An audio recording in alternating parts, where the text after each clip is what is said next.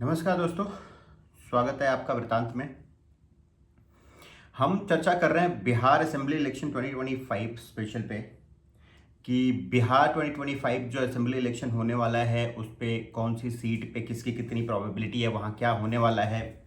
तो जो भी पिछले चुनाव हुए हैं, पिछले कुछ चुनाव हुए, उनके बेसिस पे क्या लगता है कि कौन से कैंडिडेट होंगे, वहाँ पे किसके चांसेस लगते हैं और उसकी वजहें क्या हैं उसके पीछे की, इस पे हम चर्चा कर रहे हैं। हमने बात किया था कि हम क्या करेंगे, जितने भी प्रमंडल हैं उन प्रमंडल वाइज हम 9 जो प्रमंडल हैं उसमें हम जाएंगे, हर एक जिले की सीट्स के बारे में हम बात करेंगे।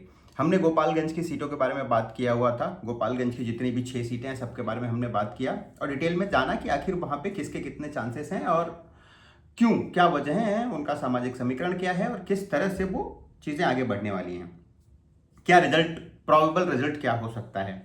उसी तरह से आज हम चर्चा करेंगे सिवान जिले का। तो सिवान जिला ऐसा जिला जो कि यूपी से लगा हुआ जिला है। सिवान जिले में 8 सीटें हैं, 8 असेंबली सीटें हैं और ये एक ऐसा जिला है जो यूपी से डायरेक्ट कनेक्ट करता है, जहां से मुश्किल से 50 किलोमीटर 40 किलोमीटर की दूरी पे देवरिया है, 45 किलोमीटर पे एक तरफ बलिया है जो 50-55 किलोमीटर है, गोरखपुर वहां से 125 किलोमीटर आज, जो एक तरह से कह लीजिए कि यूपी बिहार और पूर्वांचल का एक ऐसा इलाका है जहां का गढ़ माना जाता है। वहां पे एक तरह से वहां से सारी अर्थव्यवस्था ड्राइव होती है। अब ये जो सिवान जिला है ये एक तरफ सारण है, पूर्व साइड में देखा जाए तो सारण, क्योंकि सारण प्रमंडल का हिस्सा है जो कि सारण में इसका हेड ऑफिस है। और उसके अगर उत्तर साइड में देखा जाए तो गोपालगंज है, गांव की आबादी है, छोटा टाउन है, कह लीजिए एक ऐसा टाउन जो एक 10-12 किलोमीटर के एरिया में बसा हुआ है। हालांकि आपको पता है सिवान एक ऐसी जगह डिस्ट्रिक्ट है, उसी में आता है मैरवा। उसके आजू बाजू और 2-4 ऐसे कह लीजिए कि छोटे छोटे टाउन हैं जहाँ पे आर्थिक व्यवस्था चलती है। खासकर मेजरली जो व्यवस्था है यहाँ की वो कृषि पे ही आधारित है। अब यहाँ पे जो टोटल वोटर हैं वो अगर देखा जाए तो जो पिछला जो इलेक्शन हुआ था, पिछला जो असेंबली इलेक्शन हुआ था, वो असेंबली इलेक्शन में वहाँ पे जो मतदाता थे वो अराउंड 2,11,000 के लगभग थे। और अगर उसमें देखा जाए तो ये 3,11,000 के लगभग थे, जिसमें से 2,11,000 लोगों ने वहाँ पे वोट डाला था, जो कि 67-68% होता है। अगर लोकसभा चुनाव की बात की जाए, जो लास्ट लोकसभा चुनाव हुआ है उसमें भी कुछ खास मतदाता संख्या में डिफरेंस हुई नहीं है, वो 3,11,000 की जगह पे 320 हो गए थे। ठीक है। एंड जो वहां पे मत प्रतिशत रहता है वो यही रहता है, 65 से 68-70% के लगभग रहता है।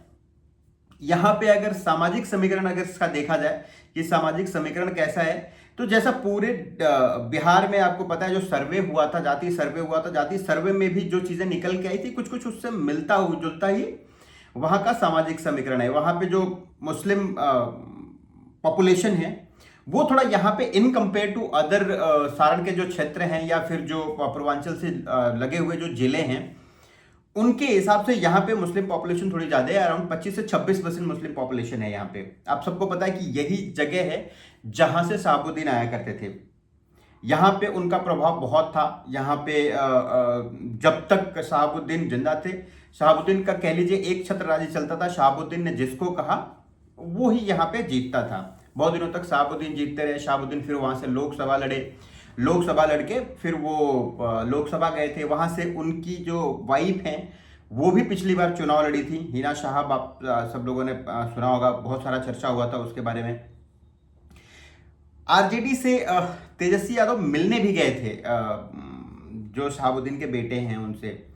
तो अब यहाँ पे बाकी जो पॉपुलेशन है उसका हिसाब क्या है, तो यहाँ पे देखेंगे तो अराउंड 10% के लगभग अनुसूचित जातियां हैं और जो ग्रामीण जो वहाँ पे अर्थव्यवस्था है, मैक्सिमम ग्रामीण अर्थव्यवस्था है, जिसमें से पूरा 90% के लगभग ग्रामीण के लोग रहते हैं। और अनुसूचित जाति और जनजाति जो है वो 12-13% के लगभग, जैसा पूरे बिहार में वैसे ही है। यहाँ पे सवर्णों की संख्या भी अच्छी खासी है, 12 से 13% ऐसे हैं जो ब्राह्मण लोग रहते हैं। और अगर कह लीजिए उसी तरह से 7-8% ठाकुर, और बनियों की संख्या सेम वही 7-8% है। यानी कह लिया जाए तो 20 से 22% के जो पॉपुलेशन है वो ब्राह्मण, बनिया और ठाकुर जिसको कहा जाता है उनकी संख्या है यहाँ पे। इस तरह से अगर देखा जाए तो जो सिवान में मतदान होता है वो किस बेस पे होता है। तो अगर सिवान में मतदान देखा जाए तो ऐसा नहीं है कि जाति पे खाली हो, ऐसा नहीं है।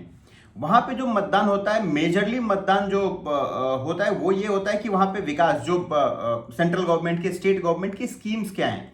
क्योंकि यहाँ पे जो जनसंख्या है, वो जनसंख्या जैसे मैंने आपको बताया, क्योंकि यहाँ पे बहुत सारा पोलराइजेशन भी हुआ करता था। जब शहाबुद्दीन का टाइम था, शहाबुद्दीन यहाँ पे आतंक मचाते थे, उस टाइम पे जो यहाँ पे इलेक्शन हुआ करते थे वो पोलराइज्ड इलेक्शन हुआ करते थे। उसमें हिंदू मुस्लिम भी आया करता था, उसमें पहले वामपंथ और राइट विंग की बात आया करती थी, सरकार के खिलाफ बात, क्रांति की बात हुआ करती थी। तो ये सब चीज़ों पे अलग अलग चीज़ें थी जिस पे चुनाव हुआ करता था। लेकिन चीज़ें बदली हैं, शहाबुद्दीन के जाने के बाद चीज़ें बदली हैं, जिसमें अगर देखेंगे तो हिना शाह पिछला इलेक्शन हार जाती हैं, डिस्पाइट द फैक्ट कि वो शहाबुद्दीन की लेगेसी क्लेम करने की कोशिश कर रही थी। अब यहाँ से पिछली बार जो जीते थे 2020 में यहाँ से जीते थे अवध बिहारी चौधरी। आपको पता है कि जब जेडी और आरजेडी का कोalition था, महागठबंधन की जब सरकार बनी थी, तो अवध बिहारी चौधरी उस टाइम पे विधानसभा अध्यक्ष हुआ करते थे। ये वही अवध बिहारी चौधरी हैं जो सिवान से चुनाव लड़ते हैं और 2020 में वो जीते भी थे वहां से। उनको जो टोटल वोट मिला था वो अराउंड 45% के लगभग वोट मिला था, 76,000 के लगभग। और उनसे जो हारे थे, अगर उनका देखेंगे तो ऐसा नहीं कि बहुत बड़ा डिफरेंस था वहां पे, क्योंकि उसके पहले व्यासदेव प्रसाद जो थे भारतीय जनता पार्टी के, वो चुनाव जीते थे 2015 में अगर देखा जाए तो, और उनको भी जो वोट मिला था वो अराउंड 37% मिला था। सेम 2010 में भी बीजेपी की वो सीट थी, क्योंकि तब आपको पता है कि हालांकि शहाबुद्दीन जेल में थे, बट उनके आतंक का एक जो साया था वो कहीं ना कहीं वो इम्पैक्ट करता था इलेक्शन को, उसको पोलराइज करता था। अगर 2020 असेंबली इलेक्शन में देखेंगे तो जो व्यास जी हैं, जो इलेक्शन वहां से लड़े थे, वहां पे पहला जो अवध बिहारी के अगेंस्ट में इलेक्शन लड़े, वहां पे ओम प्रकाश यादव जी बीजेपी से लड़े थे। ज्यादा का डिफरेंस नहीं था, 2000 का डिफरेंस था, एंड वो डिफरेंस में ही वो इलेक्शन डिसाइड हुआ था। अगर ये बार देखेंगे कि वहां पे प्रोबेबल कैंडिडेट कौन से हो सकते हैं और क्या हो सकता है, उनका स्ट्रेंथ क्या है या उनकी वीकनेसेस क्या हैं, तो अगर देखा जाए तो ओम प्रकाश यादव जो बीजेपी के हैं वो वहां पे कैंडिडेट हो सकते हैं इस बार भी, क्योंकि वो 2000 वोटों से हारे थे। और आरजेडी एक तरह से कह लीजिए कि वो एक जातिगत समीकरण बिठाने में, एमवाई कॉम्बिनेशन जिसकी बात करते हैं, वो बिठाने में सफल रही थी, और उस वजह से एक तरह से उनको 2000 सीटों का फायदा हुआ था और वो जीते थे, और वो क्लोज रनरअप थे 2020 में। उनका अगर देखा जाए, ओम प्रकाश यादव अगर उठते हैं, क्योंकि वहां पे दो लोग हैं जो जिनका हो सकता है कि वो उठे। एक तो ये है कि ओम प्रकाश यादव, उनकी स्ट्रेंथ ये है उनको टिकट मिलने का कि वो पिछली बार के रनर अप रहे थे और बहुत क्लोज फाइट में ये इलेक्शन चला था, और वो क्लोज फाइट में ये इलेक्शन का डिसीजन आया था। तो उसमें ये समझ में आया था कि ओम प्रकाश यादव ये जीत सकते हैं। तो इस तरह से हो सकता है कि दोबारा उनको ही बीजेपी ट्राई करे, अगर बीजेपी के खाते में ये सीट आती है तो। और क्योंकि आपको पता है बीजेपी का जो बूथ मैनेजमेंट है, वो बूथ मैनेजमेंट बहुत अच्छा है, तो चांसेस हैं कि वापस, और जब बीजेपी चुप रहती है, क्योंकि अगर ये इलेक्शन में देखेंगे तो आप एक तरह से जो प्रशांत किशोर हैं, चाहे वो राहुल गांधी हैं या तेजस्वी यादव हैं, इन लोगों की यात्राएं देखिए आप, ये कितने एग्रेसिव चल रहे हैं, लेकिन बीजेपी वहां पे एकदम शांत है। बीजेपी कुछ बात नहीं कर रही है, बीजेपी एक तरह से कह लीजिए कंसिस्टेंटली अपना काम पे ध्यान दे रही है और आगे चल रही है। तो जब बीजेपी ऐसे कोई स्ट्रैटेजी से चलती है तो कहते हैं कि वो बहुत कॉन्फिडेंट है और वो बूथ मैनेज कर रही है। तो इस बार ये होते हुए दिखता है।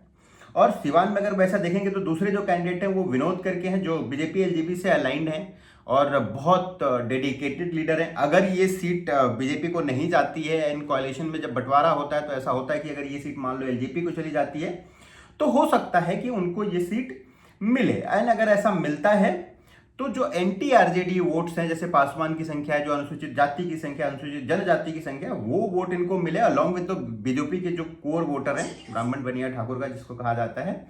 और ऐसा होता है कि इनमें एक प्रॉब्लम भी है कि अगर इनको विनोद जी को सीट मिलती है, ये तो एक प्रॉब्लम हो सकता है, क्योंकि ओम प्रकाश यादव जी एक तो यादव कास्ट से आते हैं, तो कास्ट कॉम्बिनेशन पे वो फिट बैठते हैं, जबकि विनोद जी उस कास्ट कॉम्बिनेशन पे फिट नहीं बैठते। अगर आरजेडी के गढ़ में जाके आरजेडी को अगर देखना है कि वो एमआई फैक्टर को तोड़ना है तो तो वो एक ऐसा हो सकता है कि वोट स्प्लिटिंग हो, तो ये इनकी वीकनेस है।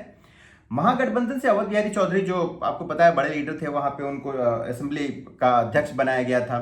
तो ऐसा हो सकता है कि आरजेडी के सीट में खाते में अगर ये सीट आती है तो वो उनके साथ कंटिन्यू करें, या तो ऐसा हो सकता है, एंड क्योंकि वो जीते थे तो उनके साथ प्लस पॉइंट ये है कि जीते थे अगर उन्होंने काम किया है। जबकि सिवान एक तरह से देखा जाए तो पहले से भी बेहतर है। जब सुशासन बाबू का शासन आया था तो उसमें रोड वगैरह अच्छे बन गए थे। मार्केट अभी भी वैसे ही है, बट ये है कि जब इनकम्बेंट है तो उनका पॉजिटिव भी असर होता है। पॉजिटिव ये असर होता है कि भाई आपके पास पैसे होते हैं, आपके पास संसाधन होते हैं और आप एमओआई कॉम्बिनेशन आपके पास है। दूसरा उनके साथ उनका जो नेगेटिव पॉइंट वो ये है कि ऑब्वियसली एंटी इनकम्बेंसी उनके साथ रहेगी कि वो कितना काम कर पाए हैं, क्योंकि सरकार में थे नहीं, विधायक थे और 2000 का ही गैप था, तो क्या होगा उनके साथ। दूसरा, एनडीए जो कैंपेनिंग करती है वो टारगेटेड कैंपेनिंग करती है, तो उसका भी असर उन पर हो सकता है। दूसरे जो वहां पे चांसेस हैं कि अगर मान लीजिए नॉन आरजेडी कोई वहां से उठता है महागठबंधन में, मान लीजिए वो कांग्रेस के पास सीट जाती है या फिर मुकेश सहनी है उनके पास सीट जाती है, तो एक आकिल अहमद राही और अब्दुल रिजवान अंसारी 2 लोग हैं, हो सकता है कि इनको वो सीट चली जाए, ये लोग वहां पे चुनाव लड़े। अगर ये लोग चुनाव लड़ते हैं तो वाइल 25% वहां पे मुस्लिम वोट है, लेकिन खाली मुस्लिम वोटों से वो जीत नहीं सकते और ध्रुवीकरण होगा, और ध्रुवीकरण में बीजेपी को फायदा होगा। तो ऐसा पॉसिबिलिटी है कि वहां पे वापस अगर आरजेडी को सीट मिलती है तो अवध बिहारी चौधरी जो हैं वो वहां से इलेक्शन लड़े, और उन इलेक्शन लड़ने में ऐसा हो सकता है कि उनको उसका फायदा मिले। तो इस तरह से ये सीट में प्रोबेबिलिटी जो देखा जाए तो 60% प्रोबेबिलिटी आज के डेट में अगर दिखती है तो वो दिखती है कि एनडीए यहाँ पे जीत सकती है, और 40% अभी भी प्रोबेबिलिटी है कि महागठबंधन वहां पे आगे लेके जाएगा। अगला जो सीट है 106 नंबर असेंबली सीट, जीरादेई, ये नाम आपने सुना होगा। जीरादेई एक